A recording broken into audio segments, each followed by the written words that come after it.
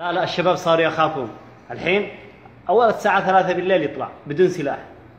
يا أخي الحين الناس هذولا يخافوا ذللاء، ما لك الأولين كانوا رجال صح، كانوا رجال وقوياء وشجعان. أما الحين ولا ينفعوا ولا بريال.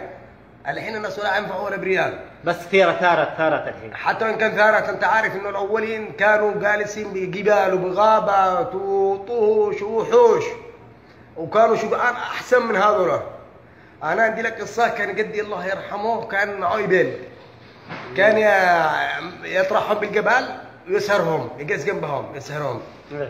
وبعدين مرة روح له أسد كبير، وهذا الأسد روح بعدين كان شيكول قدي، شيكول الإبل جنبه كبير أسد شيكول أبوك والإبل، شيكول قدي مع الإبل. وبعدين قدي ضربه وكان قدي يصدعه وهو يصبر. وبعدين الأسد قدي غضب والأسد قعا، وقدي يسقعه كان بالصورة، يعني الشغل يقول هنا. استمروا في المعركة؟ استمروا في من ساعة بالمعركة. وبعدين قدي كان يسقعه هنا علشان يقلبه، ولا أسد قعا قد يضرب تام تجري يضحك له داخل مطرح الأسد، وبعدين يمسك يسحب يقلبه قلب، رجع لي داخل خارج واللي خارج داخل. وبكروا الصباح طرحوا روح، بكر الصباح يكلم الناس انه ضربه هو اسد، وانه قالوا كذاب، راح يوري لهم قالوا هذا حمار هذا كذا.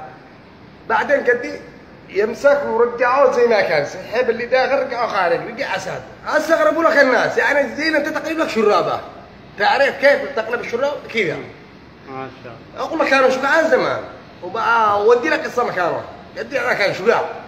مره كان يساقي الاحوال بالليل، وبعدين كان غدار، لا معاهم لا فاني معاهم، كان فانس حتى الحين كان معاه، يعني الناس معاهم تهريك ومعاهم كان زمان ما فيش معاهم. يلا اللي يملك فانوس، يلا اللي يملك فانوس يطرح بيته يضول له.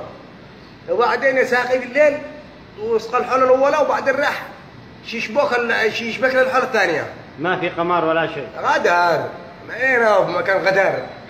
وبعدين في يجي لك حنش، هو مش عارف انه حنش اقول لك انا طوله يمكن 200 متر، وقد جنب الليل، وقد يحسب انه الليل يمسك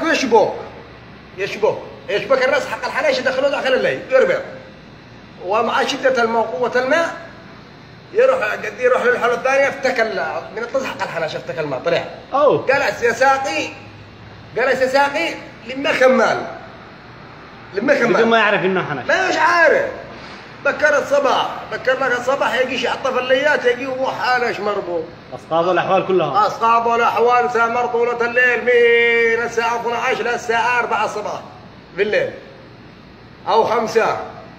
بكر الصباح يجي يبصروا حنش، يضرب على راسه، هذا حنش ماش مصدق.